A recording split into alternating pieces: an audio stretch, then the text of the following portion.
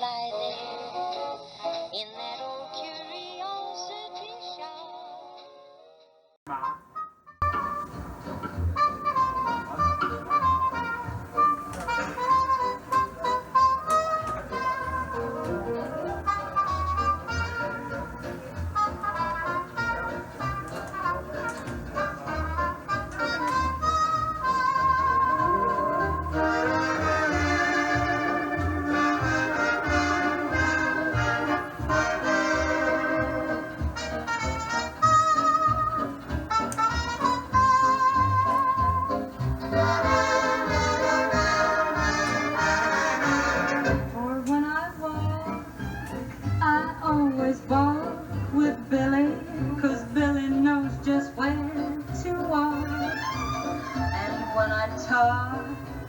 I always talk with Billy, 'cause Billy knows just how to talk.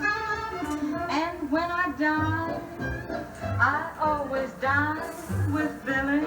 It takes me where I get my fill. Well, good afternoon, everyone, and welcome back. This is Scott from the Old Curiosity Shop saying, just look at all that stuff. I'm back with another good old Depression glass thrift haul right here on the kitchen counter. Let's see what we've got. And today's cup of coffee is brought to you once again by the Hazel Atlas Company. And of course, by now you recognize the pattern, Modern Tone. Oh, and let's not forget the ginger snap. Now, what's interesting about this example of Modern Tone is that it is not Ritz Blue glass, but it's actually platinite, and it's one of the fired-on colors. You may be used to seeing the solid pastel colors in the Modern Tone platinite, the pastel pink, blue, yellow, and green. But this was something that they did in the 1940s. The pattern was introduced in the 30s, ran through the 40s or into the 40s, and they started doing these fired-on colors. So what you can't really see is that the inside of the cup is white. Well, let me see here. Let's just move it without spilling it. And have a little bite of that. Okay. Use a spoon and turn this upside down. You can see clearly that it is platinite. So let me do this very quickly. Yeah, you know, it's the last day of that nasty heat wave. And then tomorrow, 77 for a high in Philadelphia. Wonderful. Ah! Did you just see what happened? It was awful. Let me see if I can fish out my, my ginger snap has just been made a casualty inside of my coffee. Isn't that disgusting? Actually, that gets a little bit of flavor. But that didn't go the way I wanted it to. We'll move that out of the way and jump into the thrift haul. That's what you're here for, not to hear me ramble on like a rabid parrot about my teacups and saucers.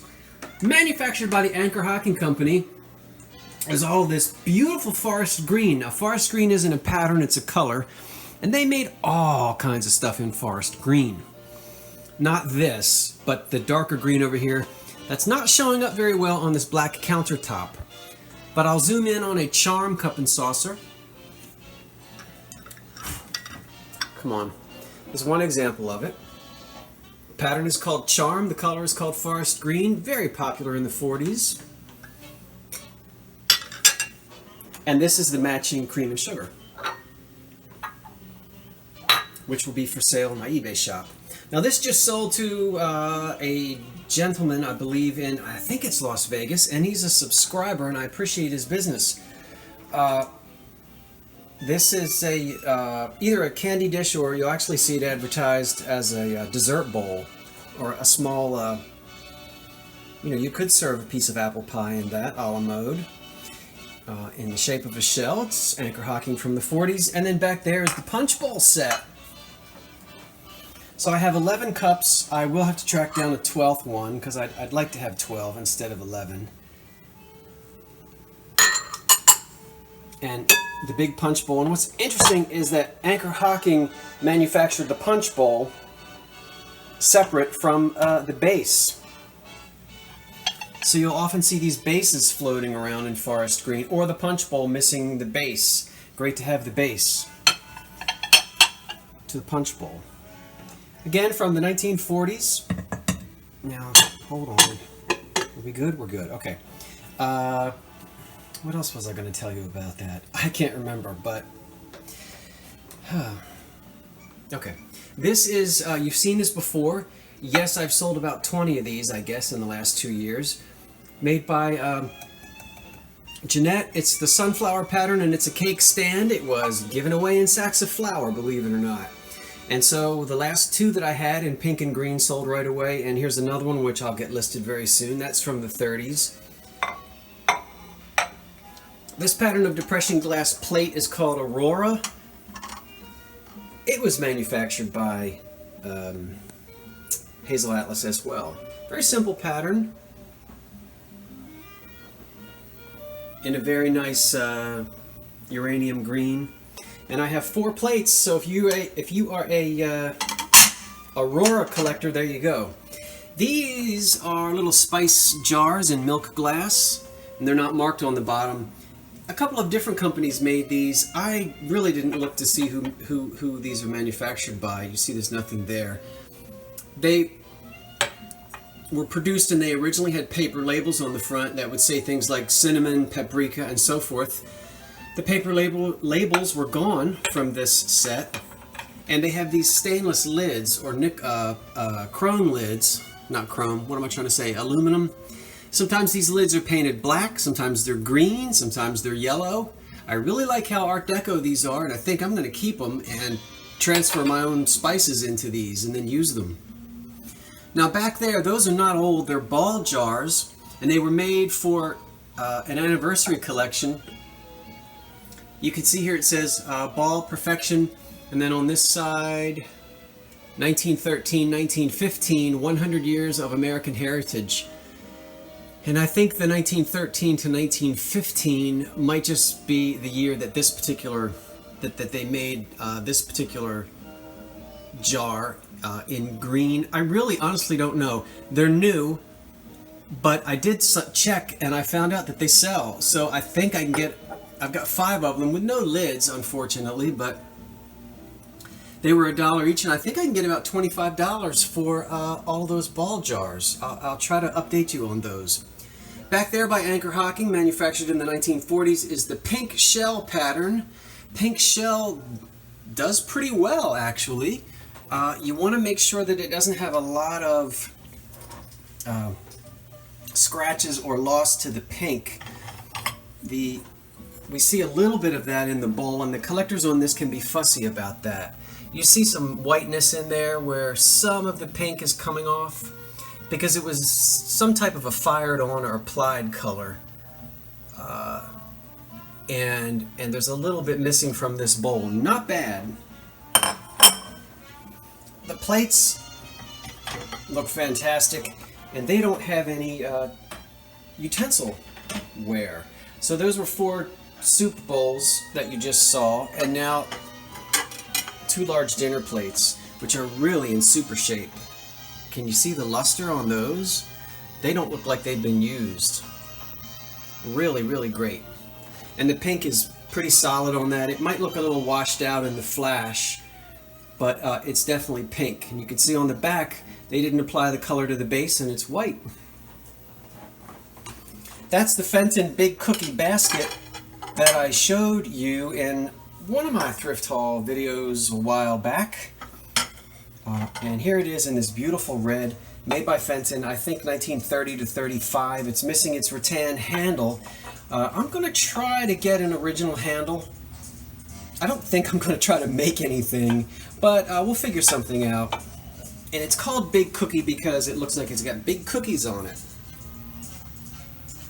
I'm really dying to find one in jadeite green with a black glass lid, but in the meantime, I'm happy with that. Here are some frogs, just a collection of frogs, flower frogs, which I'll keep adding to and maybe sell when I get a dozen of them or so. This is considered one of the earliest and probably the first depression glass pattern, and it was introduced in 1923 by Indiana. It's called avocado. I know they look like pears. And yes, the Great Depression did not begin in 1923, so why are they calling it depression glass? Well, it continued to be produced until about 1933. It's colored glass, so they sort of, and I don't want to get too technical because I want to do another video at some point to talk a little bit more about when did depression glass actually start.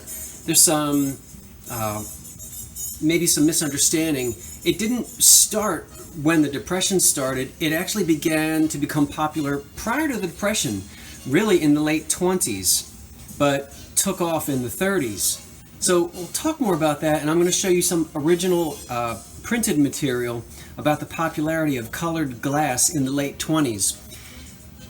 Now, Indiana Glass reproduced this in the 70s in those 70s colors. I'm not a big fan of those.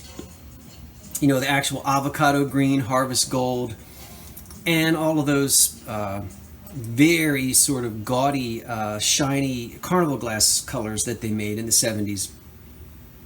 I've never had a piece of avocado. I bought this because it's the two-handled cake plate, and it does date from 1923 to 1933, and there are no chips on it. With all of these little leaf points, you can bet this is usually chipped, and this one isn't.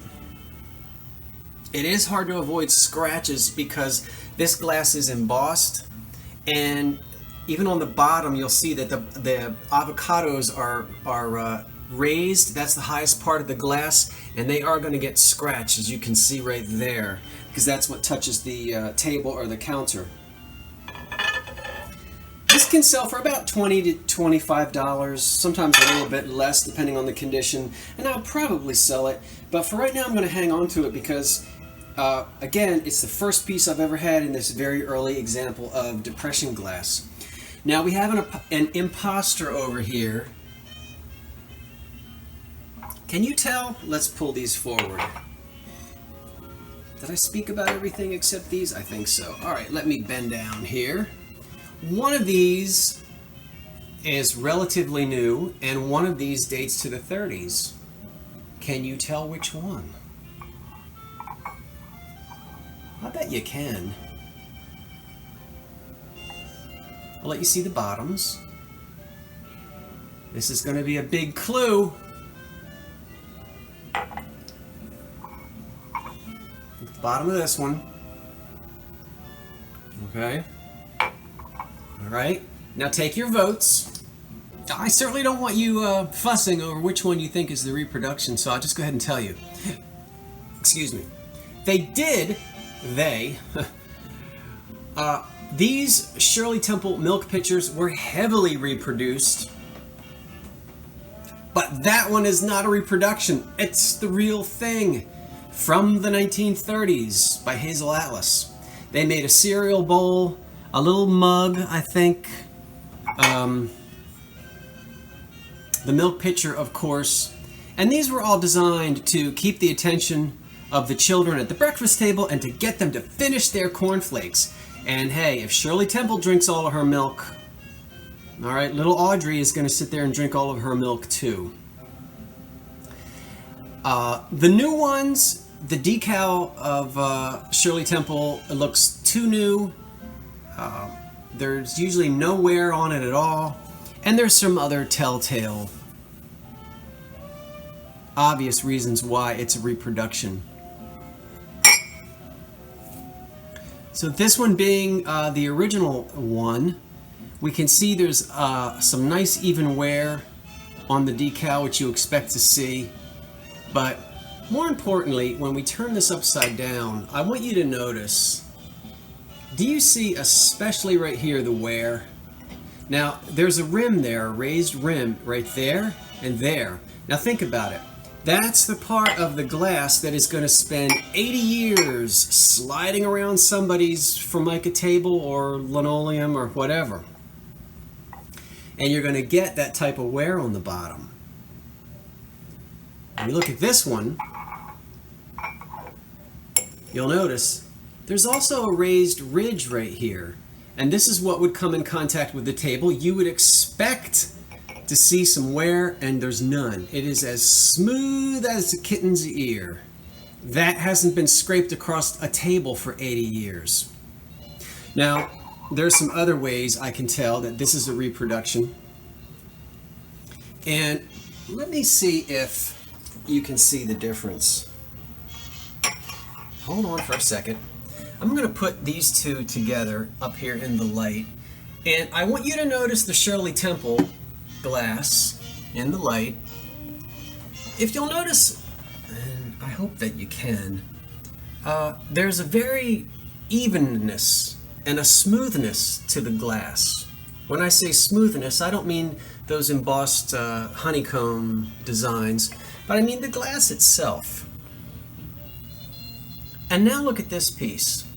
I don't know whether you can see it, but there's kind of a ruddiness to it. Let me set this down. Hold on, everybody. I'm trying to do this without. I need something to hold up my camera. Okay. Let's see here. I'm trying to get this in the light the way I want it. Can you see? No. Oh, say, can you see? Let's try this. I don't know if it's showing up, but there, as I said, I don't really know how to describe it other than the fact that there is a certain ruddiness to this glass. And you can actually, if I had my eyes closed, I can feel it when I rub my thumb over that glass. It's not as smooth as it should be. It almost hasn't, I don't know. There's a feel to it. We interrupt our program to bring you this important message. Okay, well, I'm not standing in front of my living room window just to show you the beautiful morning that we have here today and the sun. It's because I really want to show you this glass again. I don't think that I was happy the way that it turned out in the kitchen.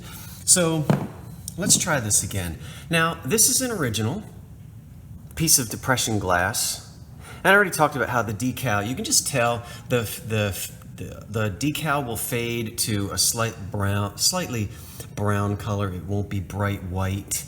And I think you were really able to see in the kitchen the wear on the bottom of the glass where the raised edge would rub against a surface such as a wooden or a metal breakfast table, and you'll see obvious pattern signs of wear. But with this brand new piece of glass, I was mentioning a certain ruddiness, and I'm afraid that it's bugging me. I can't think of a better word. Maybe you can suggest one. I'd love for you to do that. But let me turn this glass, and without the direct light, I think you can see what I'm speaking about. It's not a completely, well, it's transparent, it's translucent, we can see through it, light goes through it, but look at that glass. It's almost as if, oh my goodness, I don't know, when water sits and it kind of has a skim over the top of it or something like that, not a skim, a skin over the top. Do you see what I mean when I say the ruddiness of that glass? Surefire reproduction. Whereas now, and I also realize that these are two different pieces of glass, but side by side, I think you'll see the clarity in this old piece of blue glass. I'm not talking necessarily about roughness on the mold lines, because that roughness will be there, but I mean in the actual glass itself as part of the manufacturing.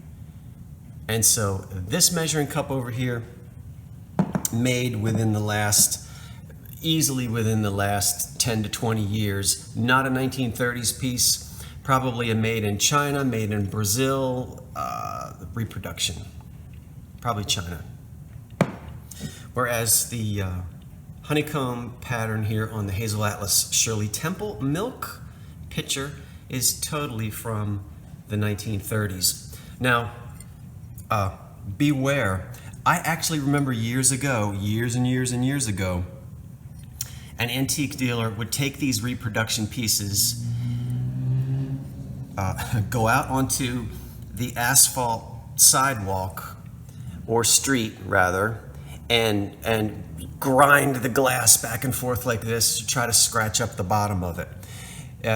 Go get a piece of glass and do that. I mean, just a piece of junk glass. Go do it. Now, wear gloves. I mean, I don't want you to cut yourself. Be careful. You'll see that when you fake it like that, it's not going to look the same as an antique piece of glass that has a very fine grayness to the raised portion on the bottom. It was an unscrupulous thing for that guy to do, but he used to do it. So anyway, so you can try to fake wear on the bottom of glass, but you can spot it if you learn how to spot it. Okay, so I hope that maybe gives you a little hint when you're out. Side by side, they both look like they're from 1935, but you're not. Boo, boo, boo. It's still cute though. Okay, I know I'm forgetting something, but I'll just... Well, you are forgetting something, you big dummy. You announced last week to everybody about your Christmas in July subscriber appreciation giveaway, and now I'm going to describe it to you. Okay, so I have been putting together little teacups and saucers in the restaurant ware style, because many of you know I drink a cup of coffee every day, sometimes 2 cups, sometimes 3. And by the way, caffeine does nothing to me. I can drink a cup of coffee at midnight and go right to sleep. I just like the taste and the smell. Well, what you see in front of you are 1, 2, 3, 4, 5 examples. Now, I know you see 6 teacups and saucers, or coffee cups and saucers, but the 2 little ones, or the demi-tasse size, are going to go together. So let me explain what's going to happen. But let me show you the prizes first. All right, we'll zoom in here. Let's get you out of the way for a second.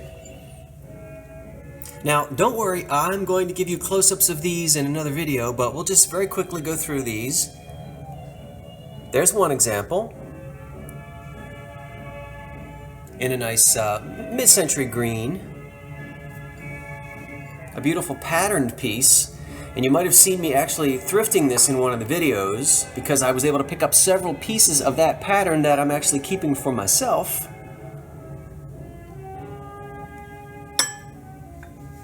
And we'll do the 2 little guys in the front.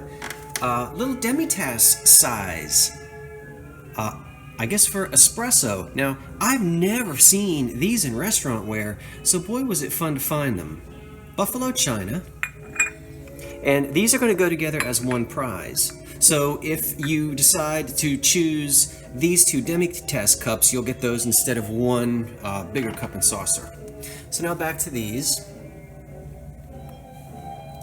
Very sort of 1950s, 60s. And this one back here, which is more of a mug shape, I suppose. And it's taller than the others, as you can see. A little bit of a different shape. So we'll put this back and let you see them all again. Now, this restaurant ware made from, we'll say, the 40s through the 60s. A lot of it is Buffalo china, some of it is Syracuse, New York. This one is Liverpool, Ohio, Sterling Company. I'll show you the bottoms in the next video. But here's how the contest is going to work. You know, I thought it over, and I'm thanking you sincerely for being such wonderful friends, really. I enjoy reading your comments, and I love that you love and have a soft spot for nostalgia and old things kind of the way I do. So I'm saying thank you to you. So there's not going to be any trivia question. I'm not going to make you work. So we're going to have 5 winners. And the way it's going to work is I'm going to release a video on the last day of July, which I think is this coming Wednesday, July 31st. Okay, so this is the Saturday, I don't know the date, but today's the Saturday before July 31st. On July 31st, that Wednesday, I'll release the video sometime in the morning, Eastern Standard Time. Don't worry, California, I know you're asleep. All you have to do in the comments section is right at the beginning of the comment, say hello from New Jersey, hello from Delaware, hello from Louisiana, hello from Florida. You get the idea? Just say hello from and the name of your state. That's all you have to do. Now, what I'll do several days later is I'm going to print out all the comments, cut them up into strips, put them into a hat, and do a drawing. And so everyone who says hello from a particular state, right, that's how I'll know that you want to be in the contest. You don't have to say anything else if you don't want to. You don't have to give your name or address. In fact, please don't. Just hello and the state you're from. I'll cut all those up, put them in a hat, and draw 5 winners. And then I'll contact you through the comment section and we'll get these shipped out to you. Okay? So I hope that's not complicated. I'm trying to make it simple. Don't worry, I'll leave the video up for several days to give everybody a chance to watch it and make the comments. If you're not interested in winning a cup or saucer, that's cool too. I hope you'll just enjoy watching. And once again, this is my thank you to you. So I'll be putting these in little priority mail boxes and getting them shipped out to you. I'm going to try to just, well, I debated this, but I'm sorry, Europe, it would cost me a lot to ship to Australia, so I'm going to just restrict this to my friends in the United States and Canada, but Europe, I'm going to make it up to you. I don't know how, but I'll think of something. So if you're in the United States or Canada, please feel free to join in, and you'll have a vintage restaurant ware cup and saucer, okay? So this is Scott from the Old Curiosity Shop saying thanks for watching, and so long for now.